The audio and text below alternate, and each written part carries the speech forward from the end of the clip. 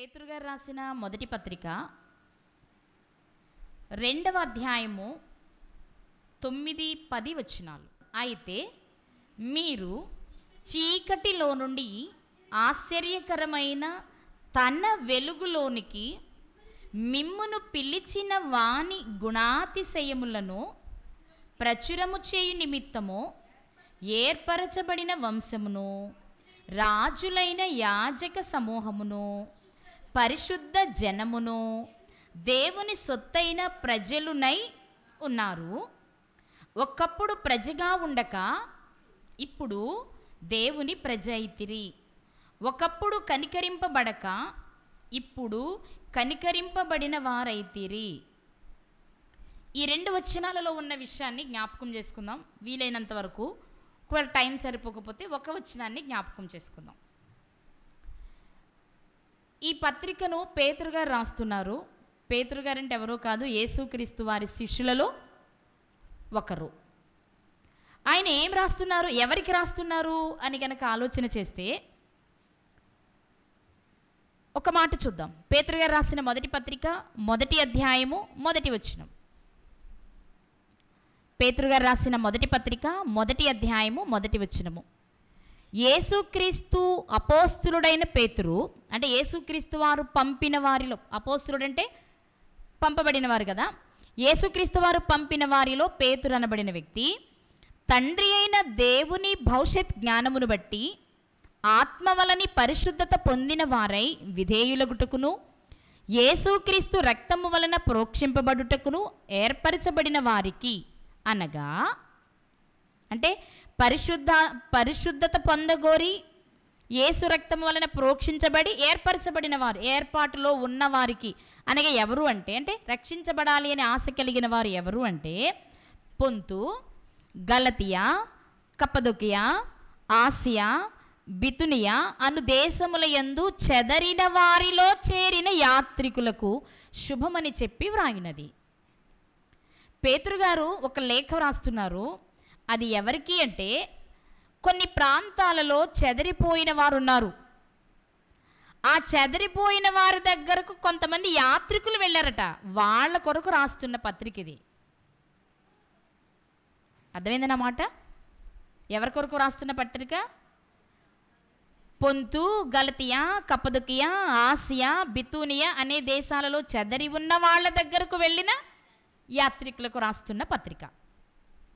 ఇది రాస్తూ వాళ్ళతో చెప్తున్న మాట ఏంటి అంటే, అయితే మీరు అంటే ఎవరు అర్థమైంది కదా, యాత్రికులు. మీరు అంటే ఎవరు?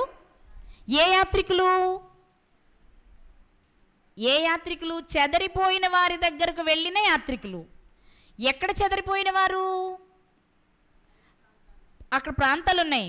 పొంతు, గలతియా, కప్పదొకియా, ఆసియా, బితునియా 5 దేశాలలో చెదరి ఉన్న పిల్లలు ఉన్నారు కదా, దేవుని పిల్లలు. వాళ్ళ దగ్గరకు యాత్ర చేయడానికి వెళ్ళిన వారికి రాస్తున్న మాటలు ఇవి. రాస్తూ అయితే అన్నారు. ఏమన్నారండి? అయితే అన్నారు అంటే పైన జరిగిన సందర్భం ఏదో ఉంది, దానికి ఇప్పుడు ఆయన చెప్పబోతున్న సందర్భానికి విరుద్ధంగా ఉంటుంది. మరియు అనుంటే పైన క్రింద ఒకటే అని చెప్పడం, అది మరియు ఇది అని చెప్పడం. అయితే అన్నారు అంటే ముందేదో జరిగింది, దానికి వ్యతిరేకంగా జరుగుతుంది అని అర్థం. ఏం జరిగింది ముందు? అయితే అన్నప్పుడు ఏం జరిగింది తెలియాలి అంటే 8వ వచనం చూడాలి మనం. పేతురు గారు రాసిన మొదటి పత్రిక 2వ అధ్యాయము 8వ వచనంలో, కట్టువారు వాక్యమునకు అవిధేయులై తొట్రిల్లుచున్నారు, దానికే వారు నియమింపబడిరి. ఇక్కడ చెదరిన వారి దగ్గరకు వెళ్ళిన యాత్రికులతో చెప్పే ముందు ఒక మాట చెప్తున్నారు. ఏమనంటే, కట్టువారు వాక్యమునకు అవిధేయులై తొట్రిల్లుచున్నారు, వారు అందుకే నియమింపబడ్డారు. ఇందులో చాలా విషయాలు ఉన్నాయండి. నా వైపు చూడండి, కొంచెం ఆలోచిస్తూ నేర్చుకుందాం. కట్టువారెవరు? వారెందుకు వాక్యానికి అవిధేయులయ్యారు? అవిధేయులు అవ్వటం వలన ఏం జరుగుతుంది అంటే,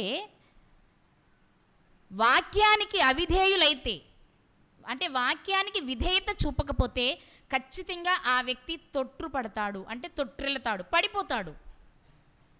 అంటే ఒక వ్యక్తి పడిపోవడానికి కారణం ఏంటి?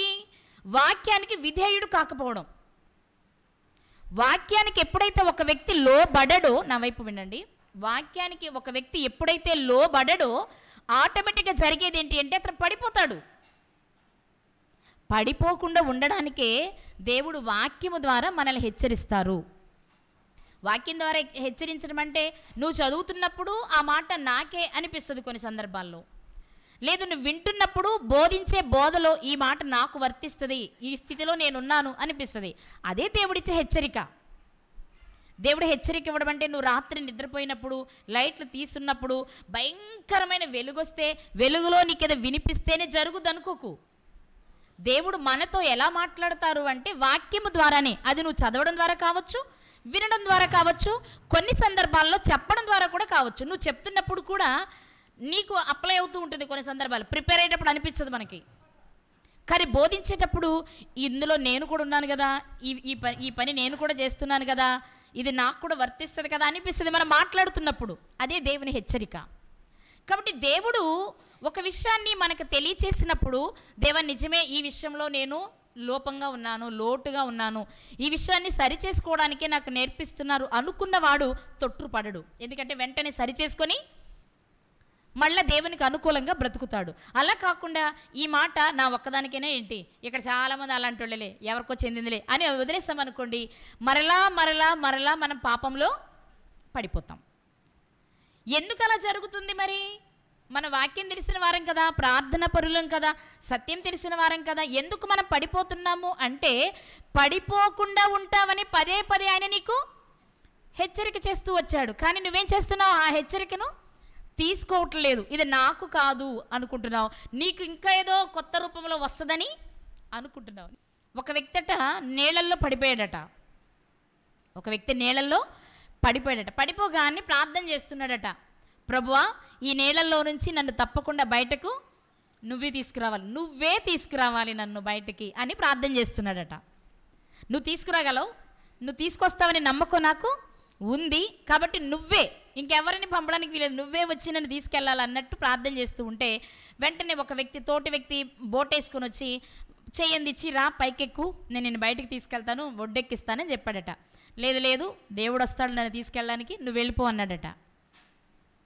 వెళ్ళిపోయాడు. ఇంకాసేపటికి లోతు పెరిగింది, నీటి లోతు పెరుగుతుంది, లోపలికి వెళ్ళిపోతున్నాడు, ఇక్కడ వరకు నీళ్ళు వచ్చేసాయి.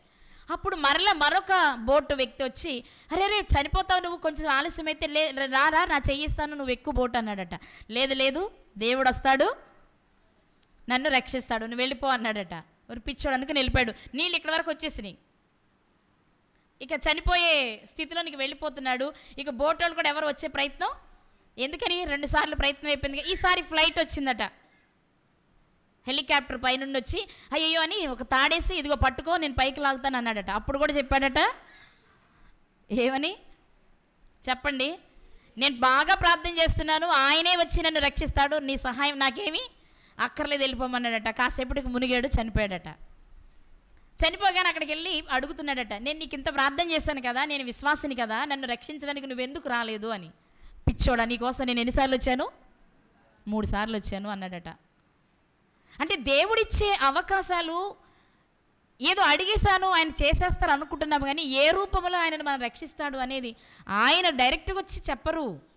ఎవరో నాలాంటి వాళ్ళ ద్వారా, మీలాంటి వాళ్ళ ద్వారా, నాకో లేదా వాక్యాన్ని వినిపిస్తున్నప్పుడు ఏదో ఒక బోధకుని ద్వారానో దేవుడు మనతో ఆ విషయాన్ని తెలియచేస్తారు. అది తెలుసుకొని బ్రతకడం అనేది జీవితంలో నేర్చుకోవాల్సింది. ఈవిడ చెప్తే నేను వింటానా, ఈవిడ మా ఊరావిడే, ఈవిడ ఆడ మనిషి, ఆడోళ్ళు ప్రసంగం చేస్తే నేను వినాలా, ఆడ ప్రసంగంలో హెచ్చరికలు వస్తే నేను తీసుకోవాలంటే నీ కర్మ, ఎవరేం చేయలేం. అక్కడ మనూరోళ్ళ, ఆడోళ్ళ, చదువుకున్న వాళ్ళ, ఇది కాదు ముఖ్యం. ఆ విషయం నీ దృష్టికి, నీ చెవికి, నీ హృదయానికి వచ్చింది అంటే ఎవరో ఎవరిని మనసులో పెట్టుకుని ఏది మాట్లాడం, అది అవసరమేమో ఎవరికైనా. ఎందుకంటే వాక్యం అనేది హృదయాంతరంగంలోనికి వెళ్ళేది కదా. మనం చదువుకున్నాం కదా, హెబ్రీ పత్రిక 4:12 ఏం చదువు, దేవుని వాక్యము సజీవమై బలము గలదై 2 అంచులు ఎటువంటి ఖడ్గము కంటే వాడిగా ఉండి ప్రాణము, ఆత్మ, కీళ్ళు, మూలుగు విభజించినంత మట్టుకు దూర్చున్నప్పుడు ఎవరికో ఒకరికి తగలకుండా ఎలా ఉంటుంది? ఖచ్చితంగా అవసరమైన వాళ్ళకి ఎవరికో తగులుద్ది. కానీ ఇది నా కొరకే అని తీసుకుంటే బాగుపడతాం. కావాలని నా గురించి మాట్లాడారు అనుకుంటే ఎవరమేమి చేయలేం. కానీ వాక్యాన్ని వినేటప్పుడు నిజంగానే అనుకుందాం, ఒకవేళ చెప్పేవాళ్ళు దృష్టిలో పెట్టుకుని మాట్లాడితే ఆ లెక్క వాళ్ళు చెప్తారు. కానీ దేవుడు మనతో మాట్లాడారు అనుకుంటే మనం సరి చేసుకోవడానికి బాగుంటుంది ప్రియులారా. ఈరోజు ఇక్కడ చెప్తున్న మాట ఏంటి అంటే, వాక్యానికి అవిధేయులైతే ఖచ్చితంగా తొట్టుపడిపోతాం. ఎందుకంటే వాక్యానికి నువ్వు విధేయుడు కావట్లేదుగా, సరి చేసుకోవడానికి నీకు అవకాశం ఉండదు కదా.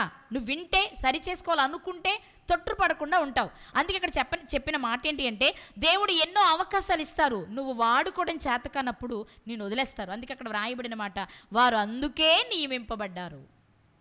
ఎందుకు? వాక్యం నీ దగ్గరకు వచ్చినా నువ్వు విధేయత చూపకుండా ఉండడం వలన తొట్టుపడము, పడిపోవడం కొరకే నువ్వు నియమించబడ్డావు. నిజంగా మనం అందుకోసం నియమించబడిన వారమా? పడిపోవాలని, చెడిపోవాలని, నరకానికి వెళ్ళాలని దేవుడు మనల్ని నిర్ణయించారా అంటే నిర్ణయిస్తారు. ఎప్పుడు? ఆయన ఇచ్చిన అవకాశాలన్నీ మనం దుర్వినియోగపరుచుకున్నప్పుడు. అర్థమవుతుందా? ఇక్కడ చెప్తున్నారు, ఎవరు తొట్టుపడుతున్నవారు అంటే కట్టువారు. ఎవరు వాళ్ళు? కట్టువారు. ఏం కట్టువారు? ఏం కట్టేవారు అంటే పైనే కనిపిస్తుంది మనకి, ఇల్లు కట్టువారు. 7వ వచనంలో మధ్యలో కనిపిస్తుంది, ఇల్లు కట్టువారు ఏ రాతిని నిషేధించిరో అదే మూలకు తలరాయి ఆయను. ఇక్కడ కట్టువారు అంటే ఇల్లు కట్టువారు. ఇల్లు అంటే ఏంటో తెలుసు కదా, మన జీవితాలు, మన బ్రతుకులు. మన బ్రతుకులను ఎవరు కట్టాలి? దేవుడే కట్టాలి. మరి దేవుడు డైరెక్ట్గా వచ్చి కడతారా? దైవజనుల ద్వారా కట్టిస్తాడు. అంటే వాక్యాన్ని వినిపించి మన బ్రతుకులను కట్టేవారే కట్టువారు.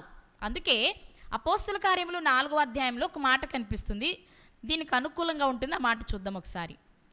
అపోస్తుల కార్యములు 4వ అధ్యాయము 11వ వచనం.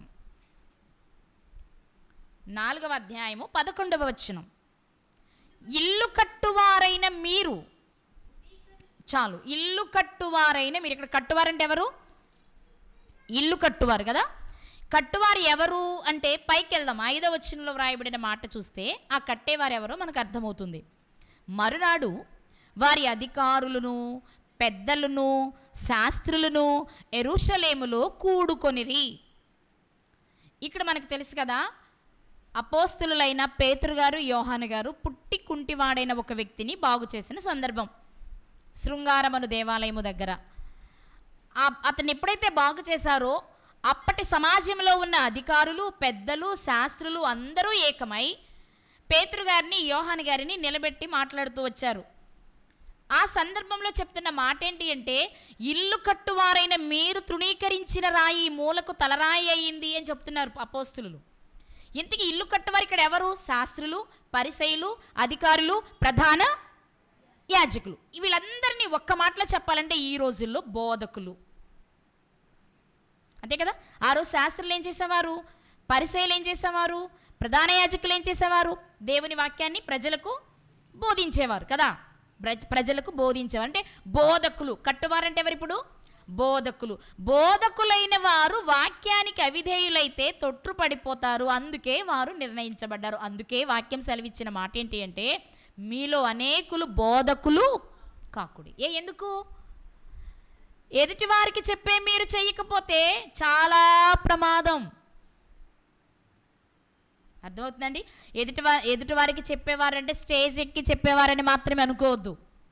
కింద కూర్చొని చెప్పేవారు కూడా, పాట పాడి చెప్పేవారు కూడా, ప్రార్థన చేసి చెప్పేవారు కూడా, దేవుని పనిలో ఏ పని చేసేవారైనా దేవుని దృష్టిలో బోధకులే. అంటే మాట రూపంలో, పాట రూపంలో, క్రియ రూపంలో, ప్రార్థన రూపంలో, ఏ రూపంలోనైనా దేవుని పని చేయడమే. ఇలా చేసేవారందరూ దేవుని దృష్టిలో ఎవరు?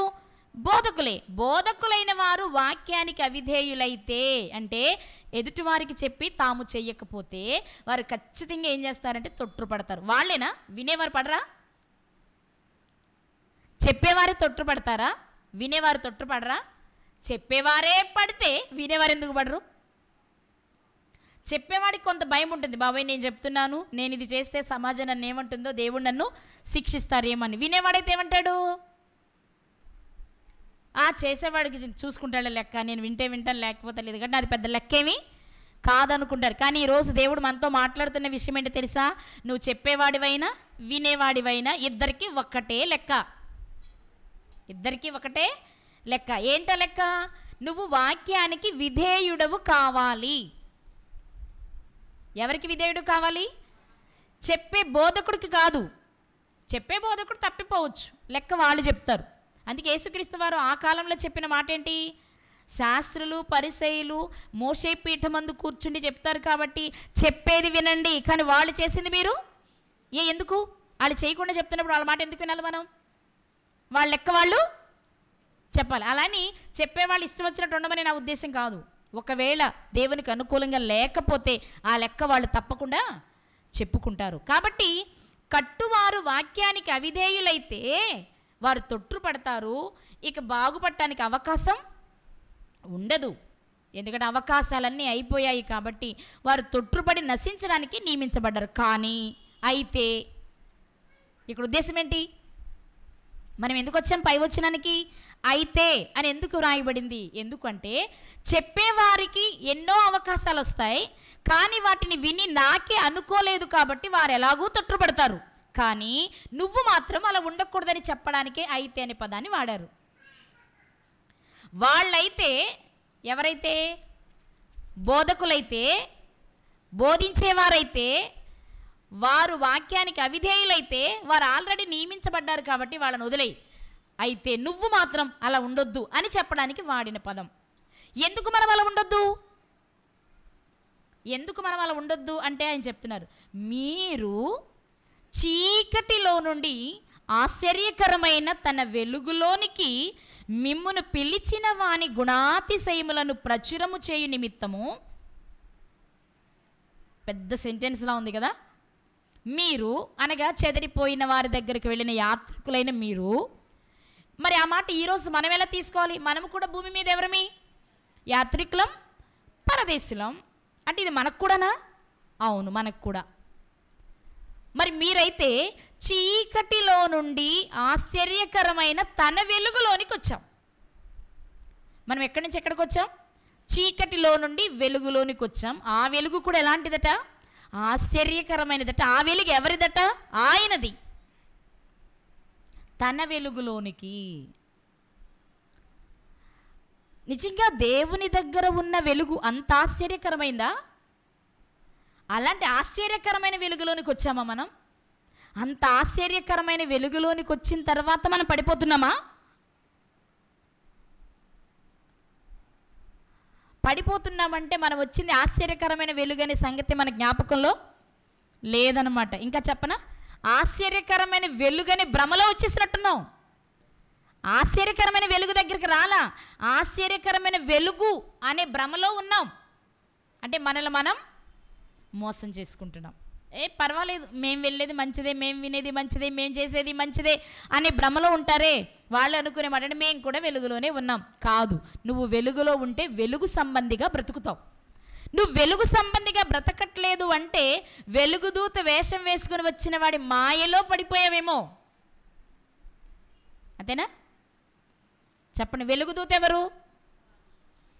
చెప్పాలి, గట్టిగా చెప్పండి. వెలుగుదూత ఎవరు? మాట్లాడరేంటారా?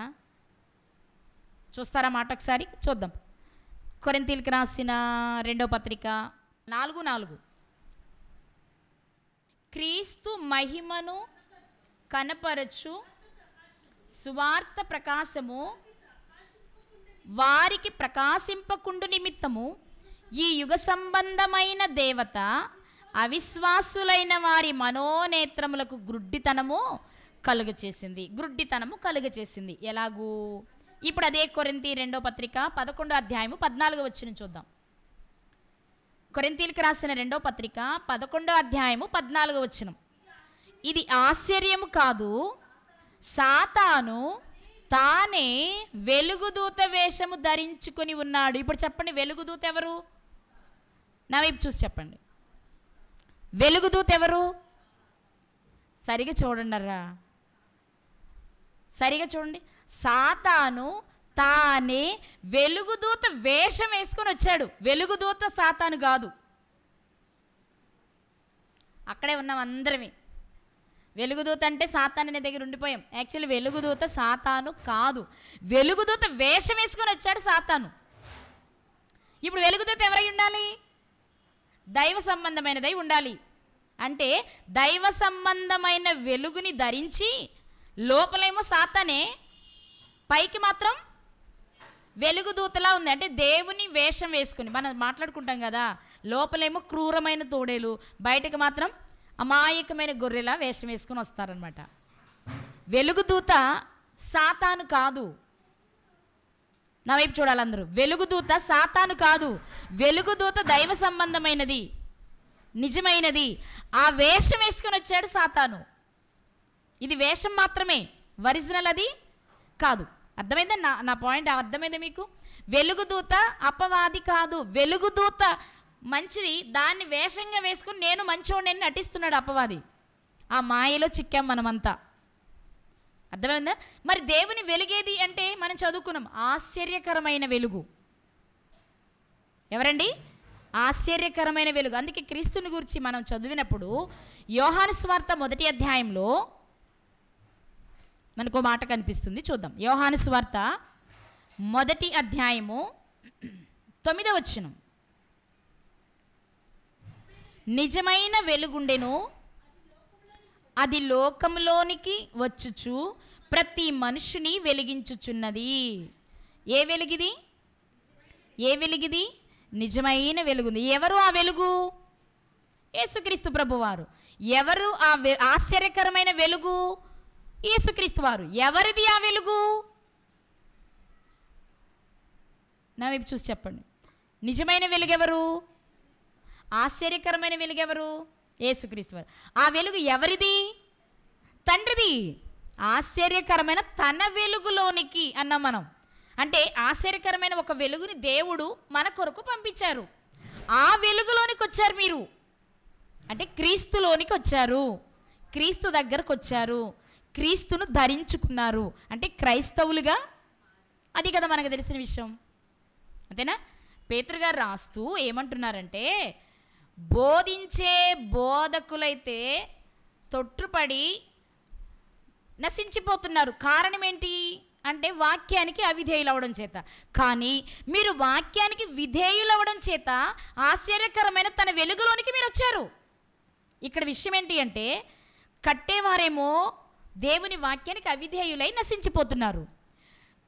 ఆ కట్టబడిన వారు అంటే వాళ్ళు కట్టబడిన మీరేమో ఆశ్చర్యకరమైన వెలుగులోనికి వచ్చి మీ జీవితాలను కట్టుకుంటున్నారు. అందుకే బోధించేవాడు సరైనవాడు కాకపోయినా నువ్వు జాగ్రత్తగా ఉంటే నీ ప్రతిఫలం నీకు లభిస్తుంది.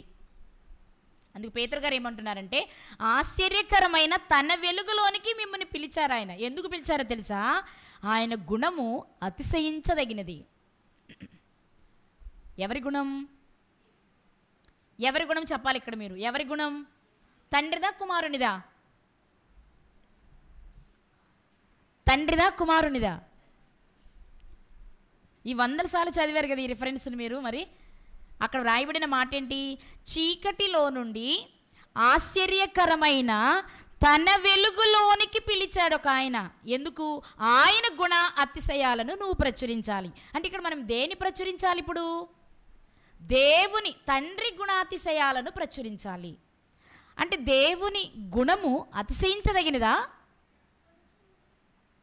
అతిశయించడం అంటే ఏంటి? గొప్ప చెప్పుకోవడం. అతిశయించడం అంటే నాకెంతుందో తెలుసా, నా వెనక ఏముందో తెలుసా, నా ముందు ఎవరున్నారో తెలుసా, నా బలగం ఏంటో తెలుసా, నా బలం ఏంటో తెలుసా. దీన్ని ఏమంటాం? అతిశయం. అబ్బా ఓ పెద్ద అతిశయిస్తుంది అంటాం కదా. అంటే తనకున్న స్థితిని బట్టి అతిశయించడం అంటాం కదా. దేవుడు కూడా ఎలాంటి వారు అంటే అతిశయించదగిన గుణము కలిగిన వాడు. ఆయన గుణమే అతిశయించేది. నువ్వు గొప్పగా చెప్పుకునే గుణము కలిగిన వారు. అంతే గొప్పగా నువ్వు చెప్పాలని తన ఆశ్చర్యకరమైన వెలుగులోనికి నిన్ను ఆయన పిలిచాడు.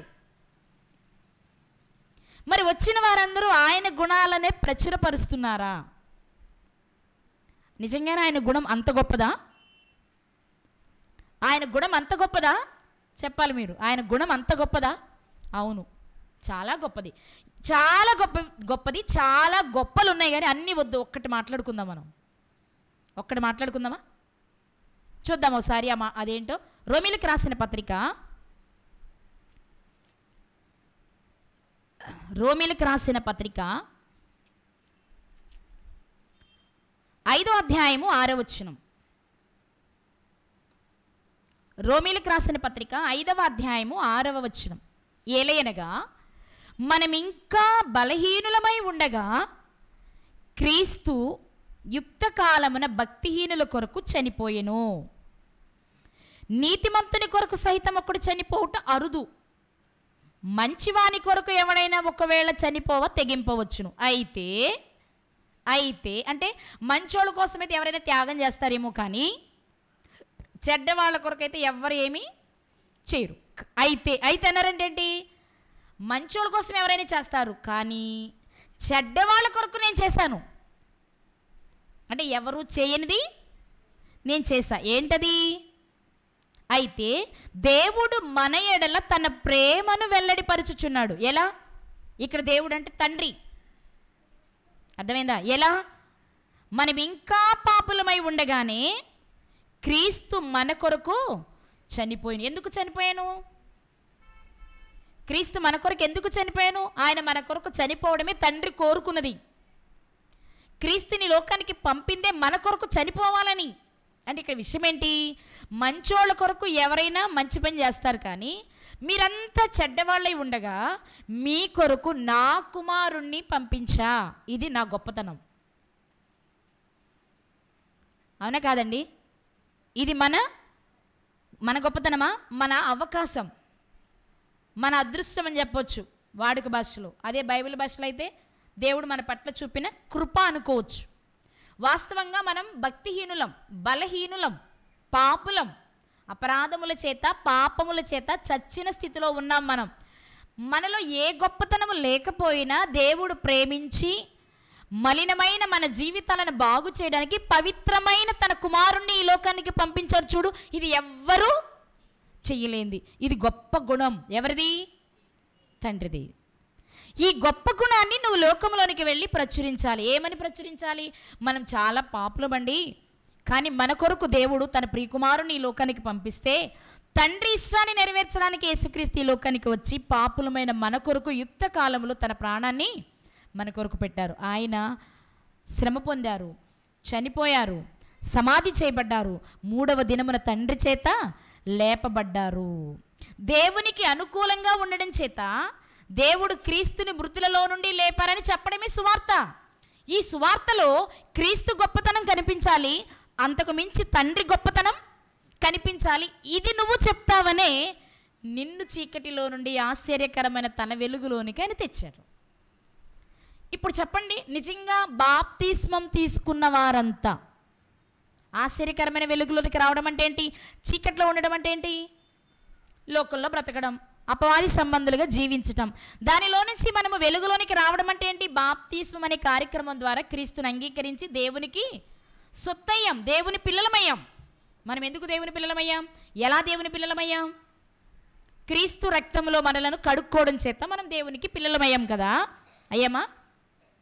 దేవునికి పిల్లలమయ్యాం కదా. మరి దేవుని పిల్లలైన వారందరూ నిజంగా వెలుగు సంబంధులుగానే బ్రతుకుతూ సువార్తను ప్రకటిస్తున్నారా? నీ దగ్గరకు వాక్యం ఎందుకు వచ్చిందంటే, బాప్తిస్మం తీసుకోవాలనే ఆలోచన నీ వరకు ఎందుకు వచ్చిందంటే, తీసుకున్న తర్వాత ప్రతి వారం నువ్వు యేసుక్రీస్తు వారి శరీర రక్తాల పాలు పంచుకుంటున్నావు అంటే అసలు ఎందుకు చేస్తున్నావో తెలుసా? నీకు ఈ విషయం ఎందుకు చేస్తున్నావో తెలుసా? నిన్ను వెలుగులోనికి పిలిచిన ఆయన గొప్ప గుణం కలిగిన ఆయన, ఎంతో ప్రేమించే తన ప్రియమైన కుమారుణ్ణి మన కొరకు అర్పించేసిన జీవితం అయింది.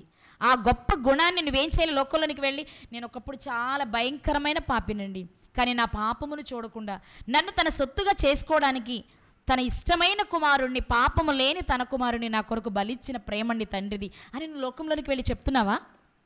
ఎంతసేపు ఇంటి గొడవలే,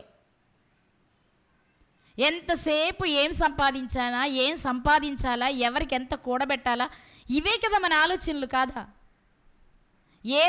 ఏ రోజైనా బాప్తిస్మం తీసుకున్నవారు, నేను అడుగుతున్నమాట, బాప్తిస్మం తీసుకున్నవారు ఏ రోజైనా నేను వచ్చింది ఆశ్చర్యకరమైన వెలుగులోనికి కదా, ఈ వెలుగును గురించి లోకంలోనికి వెళ్ళి చెప్పాలి కదా అనుకుని చెప్తున్నవారు ఉన్నారా?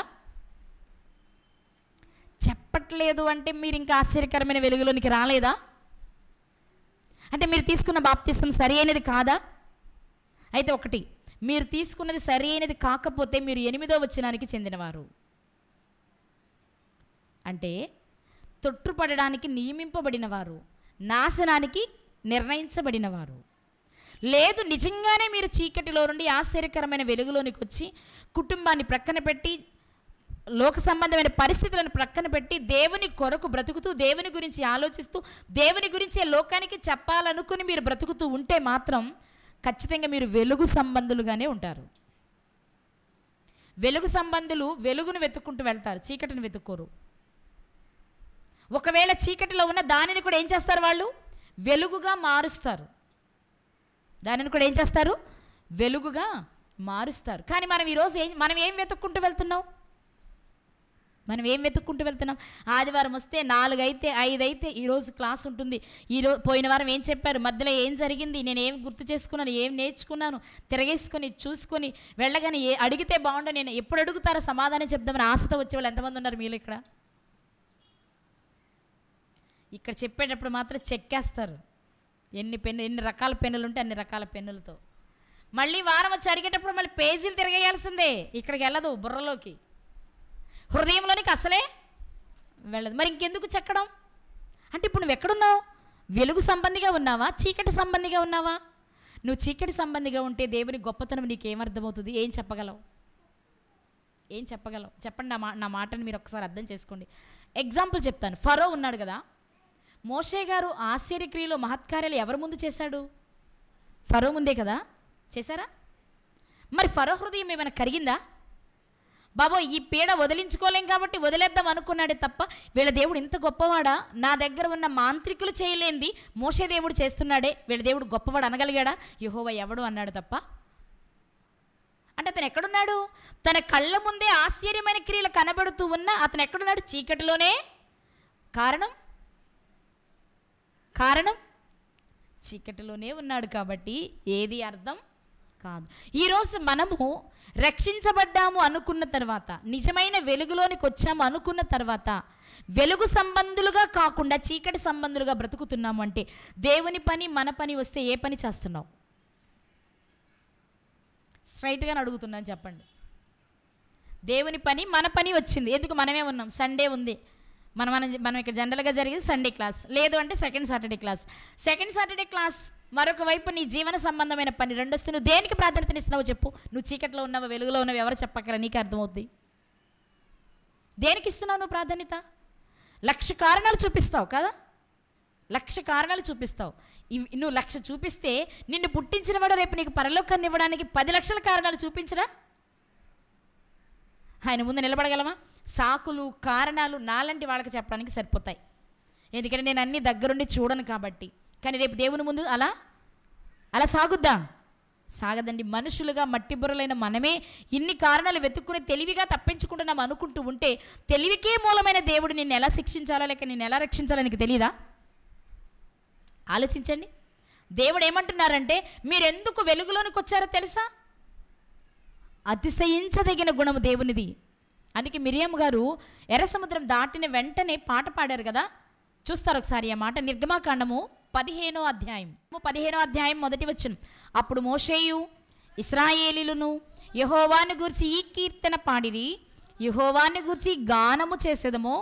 ఈ మాట పట్టుకోండి. ఆయన మిగుల అతిశయించి జయించెను. ఆయన గొప్పతనాన్ని, ఆయన వీరత్వాన్ని, ఆయన ప్రభావాన్ని చూపించి జయించాడు. ఎవరు జయించింది? ఇశ్రాయేలీయుల దేవుడా? ఆయనే. ఇశ్రాయేలీయుల జీవితాల్లో చేసిన దానిని బట్టి దేవుని గొప్పతనం మనకు అర్థం కావాలి. ఇదే మాట మిరియాం గారు కూడా అన్నారు. అదే అధ్యాయం 21వ వచనం చూద్దాం. మిరియాము వారితో కలిసి ఇట్లు పల్లవి ఎత్తి పాడెను, యెహోవాను గానము చేయుడి, ఆయన మిగుల అతిశయించి జయించెను. అంటే ఆ రోజు ఎర్ర సముద్రాన్ని దాటి బయటకు వచ్చిన ప్రజలు దేవుణ్ణి ఏమని కీర్తించారు అంటే, మా దేవుడు అతిశయించదగినవాడు కాబట్టి ఆయన గూర్చి గానం చేసేస్తాం మేము. నిజంగా అతిశయించదగినవాడా? అవును. ఎదురుగా ఎర్ర సముద్రం ఉంది, వెనుక ఫరో సైన్యం ఉంది, సముద్రం పాయలు అవుతుంది అని ఇశ్రాయేలీలలో ఎవ్వరికీ తెలుసా? కనీసం నడిపిస్తున్న మోషే గారికి తెలుసా? నా చేతిలో కర్ర ఉంది, నేను సముద్రం వైపు చూపిది, ఇది 2 పాయలు అయిపోద్దని తెలుసా? ప్రార్థన చేసి దేవుడు చెప్తే తెలుసా ఆయనకు కూడా. అంత గొప్ప ఆశ్చర్యక్రియలు చేశాడు. ఆయన గుణం అంత గొప్పది, మనిషి ఊహకు అందేది కాదు. మరి ఈరోజు ఆయన అంత గొప్ప గుణం నుంచి ఏమైనా ఈరోజు దిగజారిపోయారా? ఇంకా ఇంకా ఇంకా ఆయన నశించదగిన రీతిలోనే ఉన్నారు తప్ప దిగజారిన స్థితిలో అయితే దేవుడు లేరు. కానీ ఆయన అతిశయించదగిన గుణము కలిగిన వాడనే సంగతి మనం మర్చిపోయాం. అందుకే చిన్న ఇబ్బంది వచ్చినా, చిన్న అవసరత వచ్చినా మనం దేవుని దగ్గరికి రాలేకపోతున్నాం. మనుషులను ఎందుకు ఆశ్రయిస్తున్నాం? మనుషులు గొప్పోళ్ళనా? మనుషులు మనకేమీ చేయలేరని మనకు తెలియదా? ఎంతవరకు చేయగలరో అంతవరకే చేయగలరు, అది కూడా దేవుని చిత్తం అయితేనే. కానీ మనం మొదట సమస్య రాగానే ఎవరి దగ్గరికి పరిగెడతాం? మనుషుల దగ్గరికే పరిగెడతాం కదా, మనుషుల దగ్గరికే పరిగెడతాం. కానీ ఈరోజు దేవుడు సెలవిస్తున్న మాట ఏంటి అంటే, దేవుని గుణం అతిశయించదగినది, దాన్ని నువ్వు ప్రచురిస్తావని నిన్ను వెలుగులోనికి తెచ్చాడు ఆయన. కానీ వెలుగులోనికి వచ్చి కూడా చీకటి వేషాలే వేస్తున్నావు నువ్వు. వెలుగులోకి వచ్చి కూడా ఏం వేస్తున్నాం మనం? కాదా? చెప్పండి, నిజం చెప్పండి, కాదా?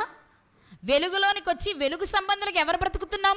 వెలుగు దగ్గరకు వస్తే మన చీకటి క్రియలు ఎక్కడ బయటపడతాయని దూరం దూరంగా జరుగుతున్నామే తప్ప, ఒకప్పుడు నేను చీకటి అండి, ఈరోజు నేను వెలుగులోనికి వచ్చాను, వెలుగు సంబంధిగా మారానని బ్రతుకుతున్న వాళ్ళైతే ఎవరు లేరు. కానీ దేవుని వాక్యం సెలవిస్తున్న విషయం ఏంటి అంటే, దేవుని గుణం అతిశయించదగినది. ఆ గొప్ప గుణాన్ని గురించి నువ్వు ప్రచురిస్తావని, ఆ గుణము కలిగిన దేవుడు ఏం పనులు చేశారో ఆ పనులను నువ్వు ప్రచురిస్తావని దేవుడు నీకు అవకాశం ఇచ్చారు, ఆయుష్నిచ్చారు, ఆరోగ్యం ఇచ్చారు. కానీ నువ్వు ఎక్కడున్నావు? ఆ సన్నివేశం జరిగినప్పుడు మాత్రం తెగ ఫీల్ అయిపోతావు, బాధపడిపోతావు. ఇంకేముంది, ఇక దేవుడే నా సర్వస్వం అంటావు. 4 రోజులు గడిస్తే అన్నీ మర్చిపోతావు. సమస్య వచ్చిన రోజు, బాధ వచ్చిన రోజు, కష్టం వచ్చిన రోజు, ఆ దేవుడే లేకపోతే ఏమైపోదామో, మాకు అర్థమైందండి, మా తప్పేంటో అంటాం. మళ్ళీ 4 రోజుల తర్వాత పాత జీవితమే జీవిస్తూ ఉంటాం. అంటే మనం వెలుగులోకి వచ్చామా? చెప్పండి, మనం వెలుగులోకి వచ్చామా? వెలుగులోనికి వచ్చిన వారు ఖచ్చితంగా కనబడిపోతారండి. వెలుగులోనికి వస్తే అది కనబడుతుంది. ఆ వెలుగును చూసి చీకటిలో ఉన్నవారు భరించలేరు. మోషే గారు పలకలు తీసుకురావడానికి కొండెక్కారు. 40 రోజుల తర్వాత దిగొస్తున్నప్పుడు ఆయన ముఖాన్ని ఎవ్వరు ఎందుకు? దేవునితో 40 రోజులు అతను చేసిన సహవాసాన్ని బట్టి ఆయన పొందుకున్న ఆ ప్రకాశాన్ని చూస్తే కిందన్న మనుషులు ఎవరు దాన్ని చూడలేక, మేము చూడలేం బాబాయ్, ఆయన వైపు మేము చూడలేం బాబాయ్ అన్నారు. ఆయన కూడా ముసుగు వేసుకోవాల్సి వచ్చింది ముఖం మీద. సహజం అది. కానీ ఈరోజు మనల్ని చూస్తే చీకటిలో ఉన్న వాళ్ళే చెప్పుకుంటున్నారు ఏమని, వాళ్ళకంటే మేము చాలా బెటర్, వాక్యం తెలుసు అంటారండి, సత్యం తెలుసు అంటారండి, మేము ప్రత్యేకం అంటారండి, కానీ మాకంటే దారుణంగా బ్రతుకుతున్నారండి అనే సాక్ష్యం లేదా మనకి ఈరోజు? ఎందుకు వచ్చామలా? చీకటిలో నుంచి వెలుగులోనికి వచ్చామనే భ్రమలో వెలుగులో నుంచి అంధకారంలోనికి వెళ్ళిపోతూ ఉన్నాం మనం ఈరోజు. అందుకే దేవుడు తెలియచేస్తున్న మాట ఏంటో తెలుసా? నువ్వు దేవుని గొప్పతనాన్ని ఏ రూపంలోనైనా ప్రచురిస్తున్నావా? అది ప్రచురించడానికే దేవుడు నిన్ను ప్రత్యేకపరిచారు. పరిచి చెప్పిన మాట, ప్రచురము చేయు నిమిత్తము ఏర్పరచబడిన వంశం. ఇదే వంశం? దావీదు వంశం, అబ్రహాము గారి వంశం, లేవి వంశం, ఇలా ఏమైనా ఉందా? గోత్రము లేదు, వంశము. ఏది వంశం అంటే వెలుగులోనికి వచ్చిన వారందరూ ఒక వంశం, క్రీస్తులోనికి వచ్చిన వారందరూ ఒక వంశం. మరి క్రీస్తులోనికి వచ్చిన వారందరూ ఒకే వంశస్థులైతే అందరూ క్రీస్తులో ఎందుకు బ్రతకట్లేదు? అంటే మనం ఎక్కడున్నాం? భ్రమలోనే ఉన్నాం. ఎక్కడున్నాం? భ్రమలోనే ఉన్నాం. అదే గొప్ప వెలుగనుకు అనుకుని మురిసిపోతున్నాం. కానీ దేవుని వాక్యం సెలవిస్తున్న విషయం ఏంటో తెలుసా? ఆశ్చర్యకరమైన వెలుగులోనికి వచ్చిన వాడు ఏర్పరచబడిన వంశం. ఈ వంశానికి కుల, మత, జాతి, లింగ, ఊరు ఏ భేదం లేదు. అన్ని విషయాలలో ఒకే మాదిరిగా ఉన్నవారంతా ఒకే వంశానికి చెందినవారు అంటూ రాజులైన యాజక సమూహము. ఆశ్చర్యకరమైన వెలుగులోనికి, రక్షణలోనికి క్రీస్తును అంగీకరించిన నిజ క్రైస్తవునిగా మారిన వారట రాజులైన యాజక సమూహం అట. అదేంటి రాజులు యాజకులు అనొచ్చు కదా, 2 కలిపి ఎందుకు చెప్పారు? చెప్పేటప్పుడు రాజులు యాజకులు అనే కంటే రాజులు ప్రవక్తలు అనొచ్చు కదా, అయితే ప్రవక్తలు యాజకులు అనొచ్చు కదా. రాజులు యాజకులు ఎందుకన్నారు? అసలు రాజుకి యాజకుడికి ఉన్నదేంటి? మనకి ప్రవక్తకి యాజకుడికి ఉన్న వ్యత్యాసం తెలుసు, ఈ మధ్యలో కూడా చాలాసార్లు మాట్లాడుకున్నాం. మరి రాజుకి యాజకుడికి ఉన్నదేంటి? ఇక్కడ వ్రాయబడిన మాట ఏంటి? రాజులైన యాజక సమూహం. మనకి పాత నిబంధనలో రాజులు వేరుగా, యాజకులు వేరుగా, ప్రవక్తలు వేరుగా కనిపిస్తారు. అవునా? అవునండి. ఎలా కనిపిస్తారు? వేరువేరుగానేనా? వేరుగానే కనిపిస్తారు. కానీ క్రొత్త నిబంధనలో ఆ ఇద్దరిని కలిపేశారు. రాజులైన యాజక సమూహము, నువ్వే రాజువి, నువ్వే యాజకుడివి కూడా. ఎందుకు కలిసిపోయారు? అసలు పాత నిబంధనలో ఒక రాజుని ఎలా ఏర్పాటు చేసేవారు, ఒక యాజకుడిని ఎలా ఏర్పాటు చేసేవారు అనేది మాత్రం ఒక్కసారి మనం చూసుకోవడానికి ప్రయత్నం చేద్దాం. నిర్గమాకాండము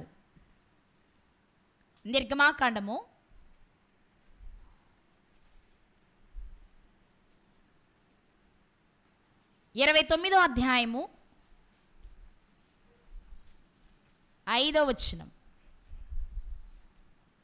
నిర్గమాకాండము 29వ అధ్యాయము 5వ వచనంలో ఒక యాజకుడిని ఏర్పాటు చేసేటప్పుడు ఏం చేయాలో చెప్తున్న సందర్భం. మొదటి వచనం చూసి 5వ వచనం దగ్గరికి వెళ్దాం. వారు నాకు యాజకులగునట్లు వారిని ప్రతిష్ఠించుటకు నీవు వారికి చెయ్యవలసిన కార్యం ఏదనగా, దేవుడు మోషే గారికి చెప్తున్నారు, అహరోను గారిని ఆయన కుమారులను యాజకులుగా ప్రతిష్ఠించేటప్పుడు ఏం చేయాలో చెప్పారు. ఇప్పుడు మనం ఎవరి గురించి మాట్లాడుకుంటున్నాం? యాజకులను గురించి. ఎవరి గురించి అండి? చెప్పాలి. ఎవరిని గురించి? యాజకులను గురించి.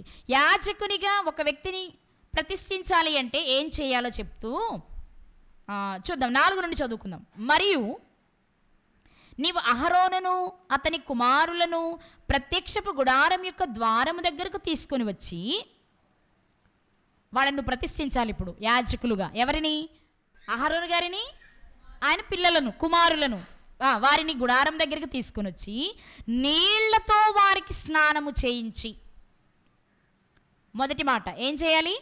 స్నానం చేపించాలి. 2, ఆ వస్త్రము తీసుకుని చొక్కాయిని, ఏఫోదు నిలువుటంగిని, ఏఫోదును పతకమును అహరోనుకు ధరింపచేసి ఏఫోదు విచిత్రమైన నడికట్టును అతనికి కట్టి అతని తల మీద పాగా పెట్టి ఆ పాగా మీద పరిశుద్ధ కిరీటం ఉంచి అభిషేక తైలమును తీసుకొని అతని తల మీద పోసి అతన్ని అభిషేకింపవలెను. ఇక్కడ ఎన్ని విషయాలనే చూడాలి మీరు. ఒక వ్యక్తిని యాజకునిగా ప్రతిష్ఠించాలి అంటే ముందు స్నానం చేయించాలి, తర్వాత వస్త్రాలు తొడగాలి, ఆ తర్వాత కిరీటం పెట్టాలి, ఆ తర్వాత అభిషేక తైలము చేత అభిషేకము చేయించాలి. ఫస్ట్ స్నానం, తర్వాత వస్త్రం, చొక్కాయి, ఏఫోదు, నిలువుటంగి అంటే వాళ్ళకి వేసే వస్త్రాలు ఏవైతే ఇది ఒక వాటిలో చెప్పాలంటే వస్త్రాలు తొడగాలి. 3 కిరీటం పెట్టాలి. 4 చెప్పాలి. 4 అభిషేక తైలం చేత అభిషేకిస్తేనే అప్పుడు వారు అభిషేకించబడిన ప్రధాన యాజకులు అవుతారు. అంటే ఒక వ్యక్తి ప్రధాన యాజకుడు అవ్వాలి అంటే ఏదో దేవునితో సహవాసం ఉంటే అయిపోదా? సహవాసం ఉంటే కాదు, ఇవి ఖచ్చితంగా బాహ్యంగా కనిపించాలి. స్నానం తప్పనిసరి, ప్రత్యేకమైన వస్త్రం తప్పనిసరి, కిరీటం తప్పనిసరి, ఆ తరువాత అభిషేక తైలం తప్పనిసరి. ఇవన్నీ ఉంటే అతనిని చూడగానే ఏ వ్యక్తికి ఏమర్థమవుతుందంటే ఇతడు అభిషేకించబడిన ప్రధాన యాజకుడు అని, అభిషేకించబడిన యాజకుడు అని అర్థమవుతుంది. ఇలాంటి వారినే మనం యాజకులని పిలుస్తాం. ఇప్పుడు కొత్త నిబంధనలో చీకటిలో నుంచి వెలుగులోనికి వచ్చిన వారు కూడా ఎవరని చెప్పింది? రాజులైన యాజకులు అన్నారు కదా. అంటే యాజకుడు అవ్వాలంటే మనకు కూడా ఇవన్నీ ఉండాలా? కొత్త నిబంధన ప్రకారం ఖచ్చితంగా ఉండాలి. ఏవన్నీ? స్నానం ఉండాలి, వస్త్రం ఉండాలి, కిరీటం ఉండాలి, తైలం ఉండాలి. తైలం ఉండాలి, అందులో మధ్యలో నడికట్టు కూడా ఉంది, అది కూడా ఉండాలి. మరి రాజులు ఎవరు? మంచి హైట్, వెయిట్, పర్సనాలిటీ ఉంటే సింహాసనం మీద తను కూర్చుంటే అందంగా ఉంటాడు అనుకున్న వారిని రాజులుగా చేసేసారా? ఏమన్నా చేసేసారా? మనకు తెలుసు కదా అలా చేశారు. రాజులుగా ఉండాలంటే వారిని కూడా ఏం చేయాలి? చెప్పాలి. ఏం చేయాలి? ఒక మాట చూద్దాం. దినవృత్తాంతముల 2వ గ్రంథము దినవృత్తాంతముల 2వ గ్రంథము 23వ అధ్యాయము 11వ వచనం. అంటే చాలా ఉంటాయిలే, ఒక మాట మీకు అర్థం కావడానికి చూపిస్తున్నా. దినవృత్తాంతముల 2వ గ్రంథము 23:11. అప్పుడు వారు రాజకుమారుని బయటకు తోడుకొని వచ్చి, యాజకుని ఎక్కడ తీసుకొచ్చారు? ప్రత్యక్షపు గుడారము ద్వారము దగ్గర కదా. ఇక్కడ ఈయన కూడా బయటకు తెచ్చి అతని మీద కిరీటముంచి రంధం అతని చేతికిచ్చి అతనికి పట్టాభిషేకము చేసిరి. ఎవరు? ఒక రాజు. ఈయన ఎవరు అంటే మనకు తెలుసు. ఎవరైనా ఏమండి, యోవాషు గారికి చేసే సందర్భం అది. ఇక్కడ జరుగుతుంది ఏంటి అంటే, రాజును చేయాలి అంటే కూడా అతన్ని బయటకు తీసుకొచ్చి కిరీటం పెట్టారంటే మరి రాజు స్నానం చేయకుండా మడ్డి ఉంటుతో పెట్టేస్తారా? అసలు మామూలు వ్యక్తికే ఏదైనా ప్రత్యేకంగా ఉందంటే ముందేం చేయాలి? నలుగు పెట్టి స్నానం చేయించాలి కదా. అంటే ఇక్కడ ఏం జరుగుతుంది? రాజును చేయాలి అంటే స్నానం చేయించి రాజవస్త్రం తొడిగించి రాజకిరీటం పెట్టి ఆ తరువాత అభిషేకం, నా వైపు చూడాలందరూ, అభిషేకం చేస్తుండాలి. అంతేనా? అంటే పాత నిబంధనలో స్నానం చేయించి వస్త్రాలు తొడిగి కిరీటం పెట్టి అభిషేకం చేసేది ఎవరెవరికి? రాజుకి, యాజకునికి. ఈ 2 లక్షణాలు ఈ ఇద్దరి వ్యక్తులకి ఉంది. ఒకవేళ ఇలా చేస్తే, స్నానం చేయించి వస్త్రాలు తొడిగించి కిరీటం పెట్టించి అభిషేకం చేస్తే ఏం జరుగుతుంది? చేశారనుకుందాం. ఏం జరుగుతుంది అంటే, ఒక వ్యక్తి యాజకుడు అవుతాడు, ఒక వ్యక్తి రాజు అవుతాడు. ఎవరి కాలంలో ఎవరి పనులు ఎవరి, అప్పుడు ఏం చేద్దామని వాళ్ళు అది చేస్తే వాళ్ళు అది అవుతారు. అంతేనా? ఈ వ్యక్తిని రాజుని చేయాలనుకుని తెస్తే అవన్నీ చేస్తే తను రాజు అవుతాడు. ఈ వ్యక్తిని యాజకుడు చేయాలనుకుంటే ఆ వ్యక్తి యాజకుడు అవుతాడు. ఇంతకీ అవన్నీ చేయడం వలన ఏం జరుగుతుంది అంటే, యాజకుడు రాజు అవటమే కాదు, ఒక ప్రత్యేకమైన పని జరుగుతుంది. అదేంటో ఇప్పుడు చూద్దాం. సమూయేలు మొదటి గ్రంథము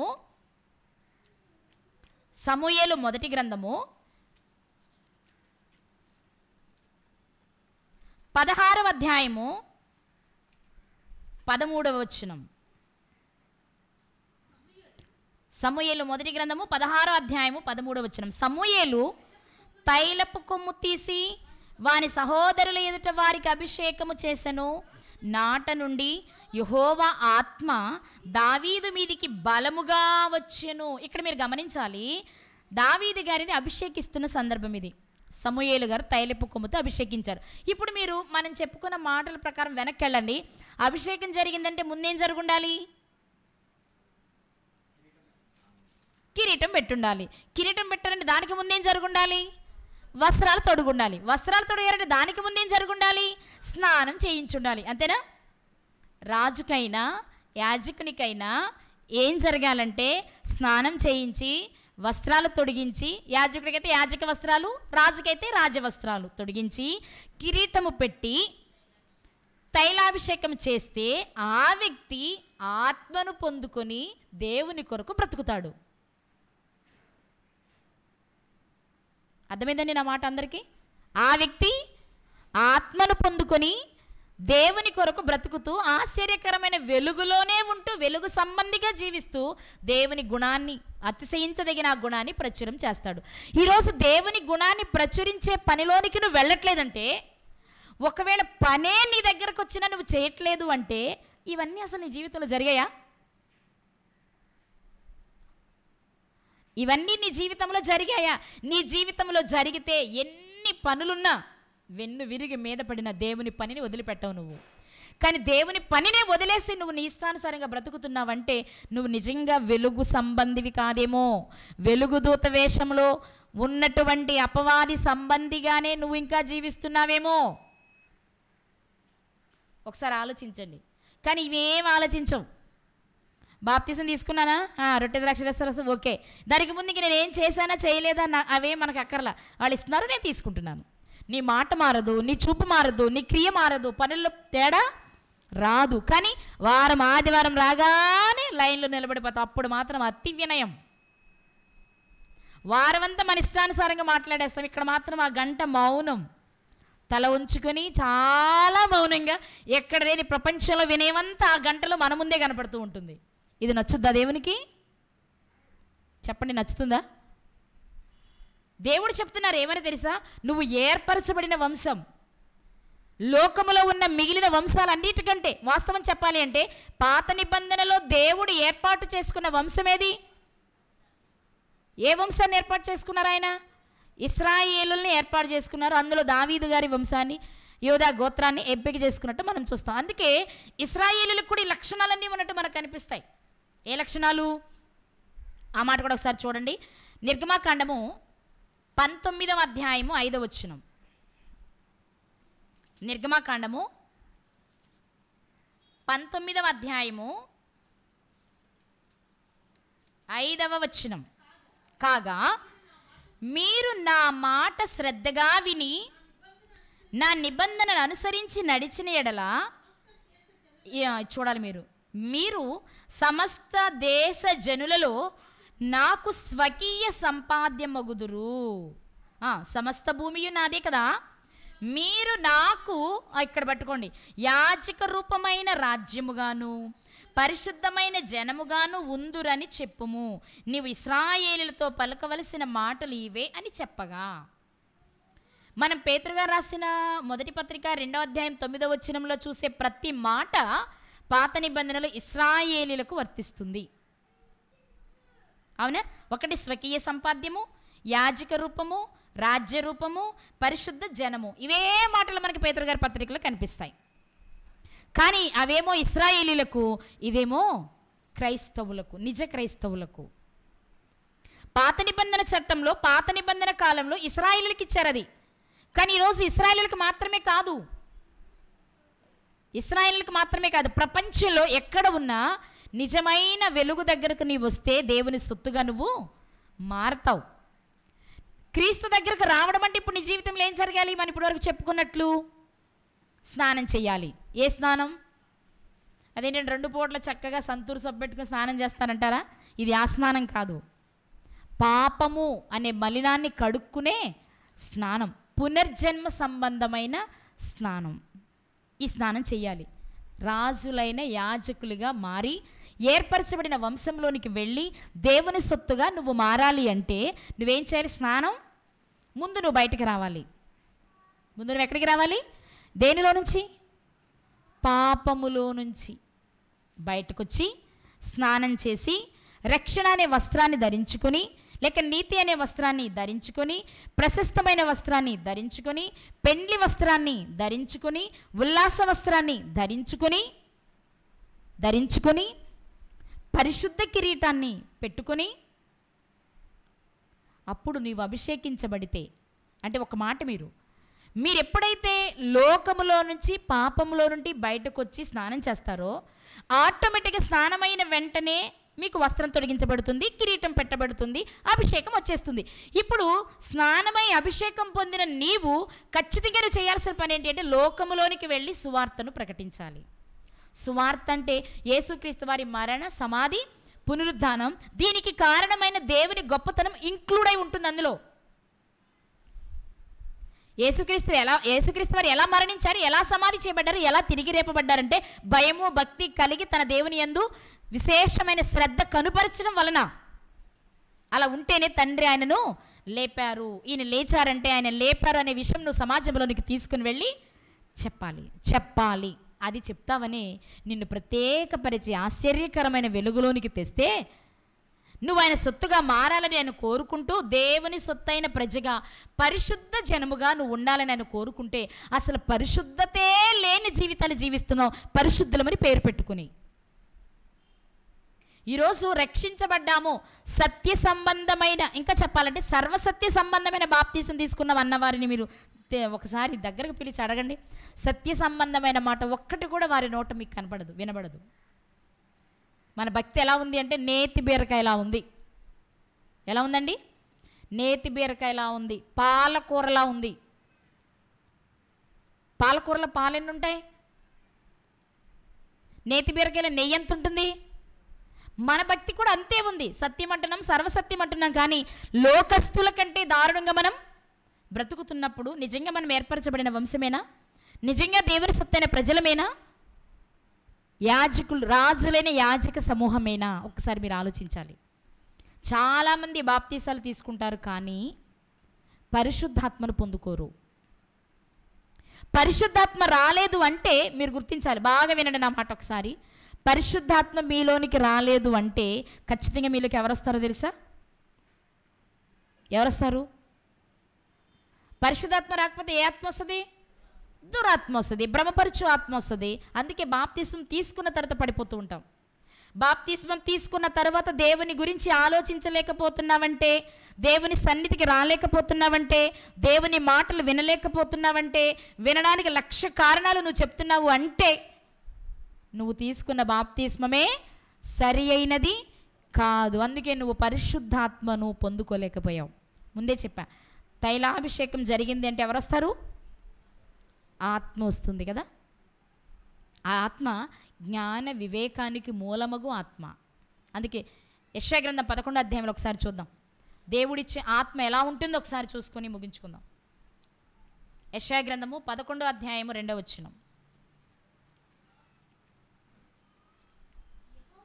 యెహోవా ఆత్మ అనగా పరిశుద్ధాత్మ జ్ఞాన వివేకములకు ఆధారమగు ఆత్మ. ఈరోజు మనలో జ్ఞానం లేదు, దైవ సంబంధమైన జ్ఞానం, లోక జ్ఞానం కాదు నేను మాట్లాడుతుంది. దైవ సంబంధమైన జ్ఞానం నీకు లేకుండా వెర్రిగా నువ్వు ప్రవర్తిస్తున్నావంటే ఖచ్చితంగా నీళ్ళు ఎవరు లేరు? చెప్పాలి, ఎవరు లేరు? ఆత్మలే. ఆత్మ లేదు అంటే ఇప్పుడు నువ్వు వెలుగులో నుంచి చీకటిలోకి వెళ్ళావా, చీకటిలో నుంచి వెలుగులోనికి వచ్చావా? మీరు ఆలోచించుకోవచ్చు. ఎందుకంటే యేసుక్రీస్తు ఒక ఉపమానం చెప్పారు, ఒక సందర్భం చెప్పారు, ఉపమానం కదా, సందర్భం చెప్పారు. అపవాది అట ఒక వ్యక్తిని విడిచి బయటకు వెళ్ళిపోదామని. ఎప్పుడు నేను వాక్యం కొరకు బ్రతకాలి, బాప్తిసం తీసుకోవాలి, సువార్తను ప్రకటించాలని మనం బాగా పట్టుబడతాం చూడు, అప్పుడు అనుకుంటే ఇక్కడ మనం పనికిరాము, వెళ్ళిపోవడం బెటర్ అనుకుని వెళ్ళిపోద్ది. మనం బాప్తిసం తీసుకున్న దగ్గర నుండి ఇది వరకటి కంటే దారుణంగా ఆలోచిస్తాం. మన ఆలోచన నిండా అసహ్యత, కంపు, దుర్వాసన, దుర్గంధం వస్తూ ఉంటుంది. అప్పుడు ఈ వెళ్ళిపోయిన ఆత్మ ఏం చేస్తుందంటే వెతుక్కుంటుంది ఇంకో ఇల్లు, వెతికి వెతికి వెతికి ఎక్కడ దొరకపోతే విడిచొచ్చిందని ఏమైనా ఖాళీ ఉందేమో చూసి ఎలాగో ఇరుకుదాం ఆ ఇంట్లోకి కనుక వెనక్కి వస్తుంది. అప్పటికి మనం చక్కగా పేరుకు మాత్రమే బాప్తిసం తీసుకుని ఉంటాం కదా, కడగబడి అమర్చి ఉంటుంది కానీ అందులో ఎవరు లేరు? ఆత్మ లేదు. అప్పుడు అనుకుంటుందట అది, అబ్బా ఎంత మంచి పని చేశాను, నిన్నటి వరకు మరీ కంపులో ఉన్నాను కానీ ఇప్పుడైతే చక్కగా ఊడ్చి అమర్చి నా కొరకు ఉందనుకొని అది ప్రవేశించడమే కాదు మరేడుగుని పెట్టుకొస్తుంది లోపలికి. అందుకే బాప్తిస్మ తీసుకున్న దగ్గర నుండి నిద్ర నిద్ర నిద్ర నిద్ర. వాక్యం వినరికి వాళ్ళు, లేదా నిద్రపోరు కొంతమంది, ఇక్కడే కూర్చుంటారు కానీ ఆలోచనలన్నీ దేశమంతా తిరిగేసి వస్తూ ఉంటాయి. ఎందుకు జరుగుతుంది ఇది? ప్రేమించరు, సాటి వారిని శత్రువునే ప్రేమించమని చెప్పిన మాట వినేమో బాప్తిసాలు తీసుకుంటారు, సొంత వారిని ప్రేమించే మనసు మాత్రం ఉండదు. వాక్యం వినాలనే తృష్ణ ఉండదు. వినబడుతున్నా దానికి బదులుగా ఏదో ఆలోచిస్తున్నామంటే మనలో ఎవరు పని చేస్తున్నారు? ఎందుకు నువ్వు తొట్టుపడుతున్నావు? ఆలోచిస్తున్నారా? వాక్యానికి అవిధేయులైతే తొట్టుపడిపోతాం, వాక్యానికి విధేయులైతే ఏర్పరచబడిన వంశముగా, పరిశుద్ధ జనముగా, దేవుని సొత్తుగా, రాజులైన యాజక సమూహంగా మనము ఉంటాం. ఇప్పుడు ఈరోజు దేవుడు మనల్ని అడుగుతున్నమాట, నువ్వు కట్టబడేవాడిలా అంటే నేను బాప్తిసం తీసుకున్నానండి, నాకు మాట్లాడడం బాగా వచ్చు, నేను ఎలా బ్రతికినా పర్వాలేదు, తల్లిదండ్రులు చూడకపోయినా పర్వాలా, అత్తమామను గౌరవించకపోయినా పర్వాలా, భర్తకు లోబడి ఉండకపోయినా పర్వాలా, పిల్లల్ని దేవునిలో పెంచకపోయినా పర్వాలా, బైబిల్ చదవకపోయినా పర్వాలా, ప్రార్థన చేయకపోయినా పర్వాలా, రొట్టె ద్రాక్షరసంలో పాలు పంచుకోకపోయినా పర్వాలా, పాలు పంచుకున్న దేవుని సువార్త ప్రకటించకపోయినా పర్వాలా అనుకుంటున్నావు అంటే ఒకసారి ఆలోచించు, ఎక్కడున్నావు? ఒకసారి ఆలోచించి ఎక్కడున్నావో. నటిస్తున్నావా మనుషుల ముందు? అంటే నిన్ను నువ్వేం చేసుకుంటున్నావు? మోసం చేసుకుంటున్నావు. నిన్ను నీవు మోసం చేసుకుంటున్నావు. కానీ నువ్వేమనుకుంటున్నావు? అందరినీ మోసం చేస్తున్నాను, నేను అందరి కళ్ళు కప్పగలిగాను, నేను భక్తి పర్రాలా చూపించుకోగలిగాను, నిరూపించగలిగాను, భక్తుల్లా కనబడుతున్నాను అనుకుంటున్నావేమో. కానీ ఎన్నో రోజులు ఉండదు మన రంగు, ఏదో ఒక రోజు బయటపడక తప్పదు. దేవుని వాక్యం సెలవిస్తున్న విషయం ఏంటో తెలుసా? నువ్వు ఈరోజు దేవుడు అడుగుతున్నమాట, నువ్వు నిజంగా దేవుని సొత్తేనా? రాజైన యాజకుడువేనా? అంటే రక్షించబడి స్నానము చేసి ఆత్మను పొందుకున్న వాడివేనా? కిరీటం ఉందా నీ దగ్గర? ఈరోజు స్నానం చేసిన వారంతా కూడా రక్షణ అనే వస్త్రాన్ని ధరించుకున్న వారంతా కూడా కనబడని కిరీటాన్ని ధరిస్తారు. కనిపించేదేమో శ్రమలు అనే కిరీటాన్ని, ముళ్ళ కిరీటాన్ని అయితే ఆ శ్రమలను అనుభవిస్తూ ఉన్న కొలది మన కిరీటాలు ఏమవుతూ ఉంటాయి? దేవునికి అనుకూలంగా మలచబడుతూ ఉంటుంది. ఆత్మపూర్ణమే బ్రతకడానికి వీలుంటుంది. అప్పుడు మాత్రమే మనము దేవుని ప్రజగా ఉంటాం. ఈరోజు సాయంకాలం వేళ దేవుడు మనల్ని అడుగుతున్నమాట, నువ్వు దేవుని సొత్తువేనా? నువ్వు దేవుని ప్రజవేనా? దేవుని ప్రజ కాకుండా, వాక్యానికి విలువ లేకుండా, బాప్తిస్మం తీసుకోకుండా, తీసుకున్న దేవుని కొరకు బ్రతకకుండా, నేను దేవుని సొత్తు అనే భ్రమలో ఉంటే చాలా ప్రమాదంలో ఉన్నావు అని దేవుడు మనల్ని హెచ్చరిస్తూ ఉన్నారు. ఈరోజు ఒకసారి ఆలోచించండి. ముఖ్యంగా బాప్తిస్మం తీసుకుని రొట్టె ద్రాక్షారసంలో పాలు పంచుకుంటున్న వారు ఒక్క క్షణం ఆగండి. లేదు అంటే మీరు ఎలా తీసుకుంటున్నట్లు ఆ రొట్టె ద్రాక్షారసాన్ని? అయోగ్యముగా. ఎలా తీసుకుంటున్నట్లు? అయోగ్యంగా తీసుకుంటే శిక్ష ఎలా ఉంటుంది చెప్పాలి మీరు. ఏదో బాప్తిసం తీసుకున్నాం, రొట్టె ద్రాక్షారసం తీసుకుంటున్నాం అనుకుంటున్నారు చాలామంది. అలా చేసి దేవుని ఉగ్రతకు చాలా పాత్రలు అవుతున్నారు. ఒకసారి ఆలోచించండి. ప్రేమించే గుణము మీకు లేకుండా, క్షమించే మనస్సుని మీకు లేకుండా, సువార్త ప్రకటించే ఆలోచన మీకు లేకుండా, వాక్యం వినబడుతున్నప్పుడు వినే దృష్టి మీకు లేకుండా, నిద్రపోతులుగా, సోమరపోతులుగా, అవిధేయులుగా, నిర్లక్ష్యంగా ఉండే స్వభావం కలిగిన వారిగా మీరు జీవిస్తూ ఉంటే ఖచ్చితంగా మీరు ఆశ్చర్యకరమైన వెలుగులోనికైతే రాలేదు. కాబట్టి దేవుడిచ్చిన వరమైన పరిశుద్ధాత్మను మీరు పొందుకోలేదు. పరిశుద్ధాత్మను పొందుకున్నవాడు విధేయుడై జీవిస్తాడు. విధేయత మన జీవితంలో లేదు అంటే మనం ఎవరికి అనుకూలంగా ఉంటున్నామో ఎవరికి వాళ్ళు ఆలోచన చేసుకోండి. కానీ బాప్తిస్మం తీసుకున్న వారిని దేవుడు అడుగుతున్నమాట, నువ్వు ఏ వెలుగులో ఉన్నావో ఒక్కసారి పరీక్షించుకో. నిజమైన వెలుగులోనే ఉన్నావా? వెలుగు వేషం వేసుకున్న వారి ముసుగులో ఉన్నావో ఎవరికి వారిని పరీక్ష చేసుకుందాం. నిజమైన వెలుగులో ఉంటే చాలా సంతోషం. ఆత్మ నిన్ను ప్రేరేపిస్తుంది, సత్య మార్గంలో నిన్ను నడిపిస్తుంది. పరిశుద్ధాత్మ వచ్చి చేసే పనేంటి? మనలను సత్యము నుండి సర్వసత్యంలోనికి నడిపించాలి. అయితే మీరు దేవుని ఆత్మను వరముగా పొందిన తర్వాత ఏం జరుగుతుందని చెప్పారు యోహాను సువార్త 16:13లో? సత్యస్వరూపి అయిన ఆత్మ వచ్చినప్పుడు మిమ్మును సర్వసత్యములోనికి నడిపించాలి. మీరు సర్వసత్యంలోనికి వెళ్ళట్లేదు అంటే మీరు పొందిన బాప్తిస్మం సరైనదో కాదో ఈ రాత్రి పరీక్ష చేసుకోండి. దేవుడు తప్పకుండా పరీక్షించుకోవడానికే మనకు అవకాశం ఇచ్చి ఈరోజు ఈ మాటలు తెలియచేశారు. విన్న మాటలను ఒక్కసారి లేఖనాలతో పరిశీలన చేసుకుని సత్యాన్ని స్వీకరించడానికి ప్రయత్నించేద్దాం. అలాంటి కృప దేవుడు మనందరికీ దయచేయునుగాక. ఆమేన్.